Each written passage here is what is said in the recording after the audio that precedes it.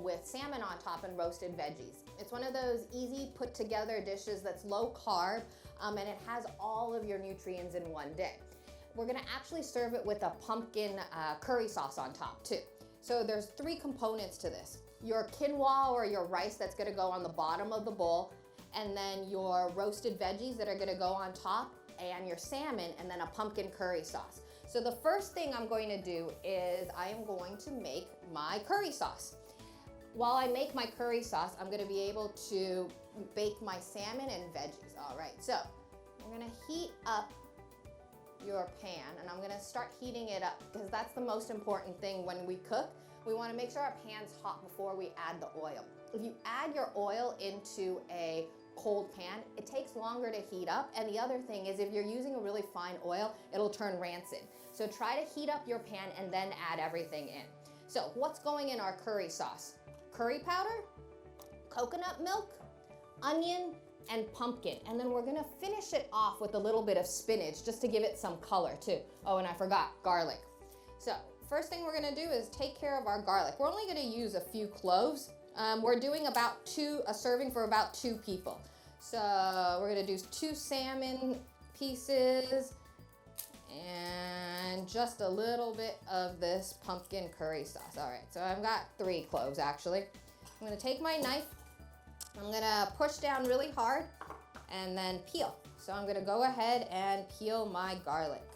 I'm gonna do 3 of these. So take your time. What I like to say is if you're doing this and you don't like to cook at home, just do a few more. That way you have garlic ready to go, ready to put into your food and make taste a lot better. So I'm gonna scrape with the back of my knife and I'm gonna go in and I'm gonna give this a good dice. If you wanted to, you could add a whole other bunch of veggies into this pumpkin sauce and then just roast your salmon. I like the flavor of roasted veggies more, so I'm gonna roast my veggies that I'm gonna serve with this. All right, so I've got my garlic right here, and then I have my onion. So I'm gonna only use about half an onion, but I'm gonna dice it. I'm gonna cut it in half, and then I'm gonna peel it. If it wants to peel, there we go. And then I'm going to dice. So I'm gonna take off the end, take the tip of my knife, and make cuts throughout. One more towards here. And then if you dare, and your knife is sharp enough, go ahead and saw in between, gather everything up, tuck your thumb underneath, pull your fingers forward, and give it a good dice. And we're only using half of an onion, so if you want, I would go ahead and chop up the other half of the onion just so that you have that ready to go. All right, so we've got that, and then we're gonna start making our curry sauce.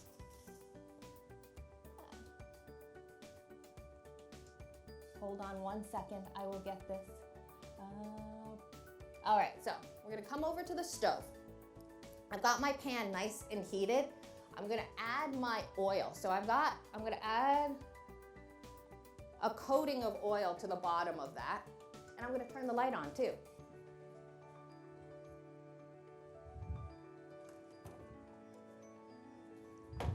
All right, so now that's nice and heated up. This is the most important part when you're making any kind of curry sauce, specifically with curry powder. You wanna bloom the curry powder. So what that means is you wanna add your curry powder into hot oil and it'll actually start getting fragrant. And you do this with almost all your spices that are whole or that you wanna kind of pull the oils out of. So I'm in here and it's almost creating like a curry paste for me. And this is where I'm gonna add all my other ingredients now. So I'm just cooking this until it gets fragrant. My stove's a lot faster than you guys, I'm sure. So it only probably take 30 seconds or so, but you don't wanna burn it. So make sure you're stirring. Once you start smelling that curry powder though, you can add all your other ingredients. So I can smell it now, it's smoking. I'm gonna add my onions and my garlic.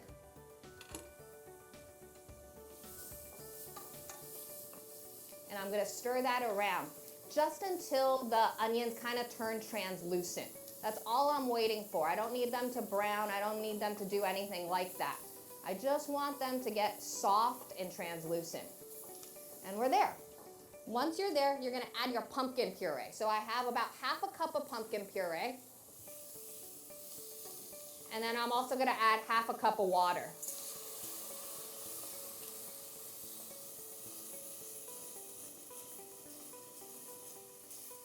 And then the most important part of this would be our coconut milk. So I'm adding half a can of coconut milk.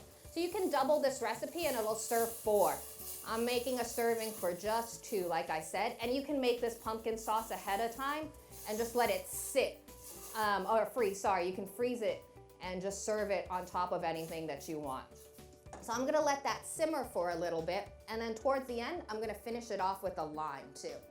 Sometimes curry sauces can be a little bit spicy or a little, not salty, but a little bit spicy, and it just needs something to cut through. Add sugar. So if you want, taste your sauce and add sugar. Everybody's curry powders taste different. Some of them are spicier, some of them aren't. And so it really just varies on what it is that you're using. But if it is too spicy, add a little bit of sugar. If it's a little bit too, if it's not salty enough, add salt and so on. All right, so let's make our salmon now. So I've got veggies ready to go, and I've got a tray lined with parchment paper. This is what you're gonna do. You're gonna coat your parchment paper. So this is kind of like meal prepping, almost. And I'm gonna switch on back.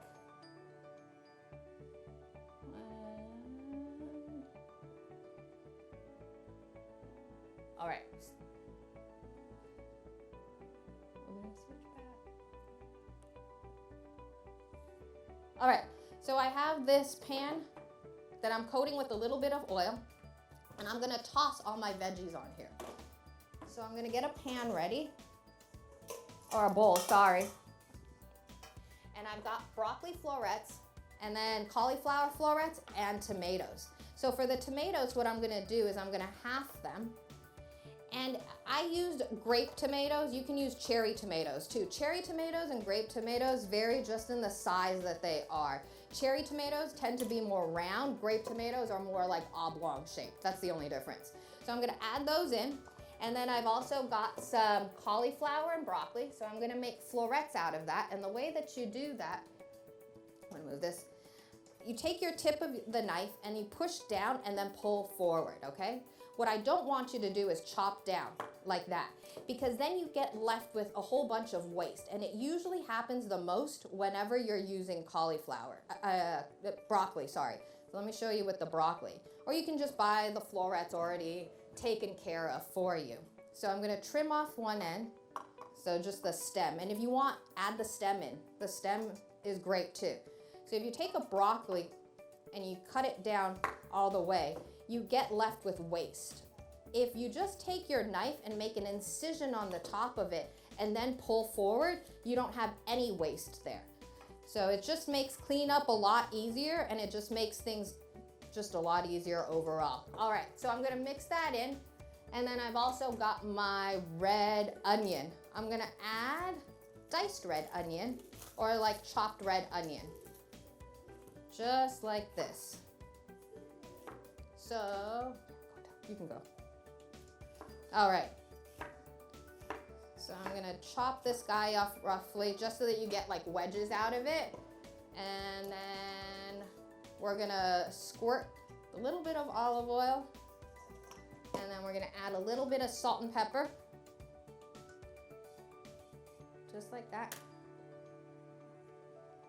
And I'm gonna give our sauce a good stir every once in a while. There's not really anything in there. We're just cooking that so that we get good flavor. And we're gonna give this a toss. So I'm gonna take that and I'm gonna put that all together. All right, so that is actually gonna go into a 400-degree oven for about 5 minutes. We're gonna take that out after 5 minutes, and then we're gonna put our salmon on top of that. So let me just talk to you quickly about the salmon and then show you what we're gonna do with that. So here's our salmon, beautiful salmon. We're gonna try to buy it with the skin on, because that actually creates a barrier and makes it easier to eat off of too. And then what I want you to do when you have your salmon is I want you to feel around for pin bones. So pin bones are usually right through that middle area, right through here, and you can just take a pair of tweezers. So what I usually tell people to do is have a pair of tweezers around just specifically for fish. And you just pull in the same direction as the pin bone is, you feel the pin bone going. So just follow, feel your salmon, and if it does have it, just pull it out. Even if you're left with a few, it should be fine. So I'm gonna season these with a little bit of salt and pepper. Just like that. And then if you want, you can take this a step up. You can take a lime, give it a good squeeze. Since we're adding lime in there, it's nice to have this to go too. So what you can do is you can take lime slices, so just do thin slices, just like this. And then you're gonna actually place them on top of the salmon when you put it on top of the veggies. All right, so you're gonna layer them just like that on top. And I have veggies and salmon already made, so I'm gonna pretend that things are made, but I'm gonna show you what I'm gonna do. I'm gonna take my veggies out and pretend this has been magically in the oven for 10 minutes or so and it's starting to get good color. I'm gonna take my salmon and I'm gonna lay it right on top, just like that. Some people will go ahead and move the veggies aside. You can do that too, it's up to you. I like that the skin doesn't touch the bottom. It kind of gives it a good circulation of air to cook throughout the fish then. And then I'm gonna just squirt a little bit of olive oil, and if you wanna take this a step up, you could even just add some butter. So you're gonna take that and pop it right back in the oven for about 5 to 8 minutes. And then you will magically have amazing salmon that doesn't have the lime on top, sorry. So the lime is extra if you want, but there's your salmon ready to go. And your veggies all nicely roasted. I have a bowl of quinoa and brown rice. Again, you can use anything. One of the best things to have with this is actually kasha. So if you've never had kasha, try to make it with some kasha too. So I've got that ready to go. I'm gonna layer it now. I'm gonna take my veggies. So I'm gonna take some veggies, I'm gonna put it to the side, and then I'm gonna layer it with my salmon piece just right there, right towards the top. And then I've got 2 more things that I'm gonna add before I finish this bowl off. I've got a little bit of spinach, so I'm gonna roughly chop this spinach. And then I've got pepitas. Pepitas are pumpkin seeds. Since we're using pumpkin, it's nice to have a little bit of a crunch that's gonna go in it. So I'm gonna roughly chop this. And then I'm also going to give my pepitas a rough chop with nuts. Just make sure you do it gently. Don't crush them too much, but this will give it a nice crunch towards the end when you're eating it. And then I'm going to add the spinach actually into my pumpkin sauce. So I'm gonna come back over here. Our pumpkin sauce is nice and thick and creamy. We're gonna add our spinach in there, just like that. And we're just cooking this enough so that the spinach wilts. And so the residual heat will be enough most of the time. But if you wanted to, you could bring it back up to a boil. And then season it with a little bit of salt. There's nothing in there that had salt in it, so you would need to add, or you can even add chicken stock. And there's that ready to go. So now I'm gonna take my sauce. I'm gonna ladle it right on top of my salmon and put it all over. And then garnish with a little bit of the pumpkin seeds. And there you have it, a salmon quinoa bowl with veggies and a pumpkin sauce, pumpkin curry sauce. Enjoy!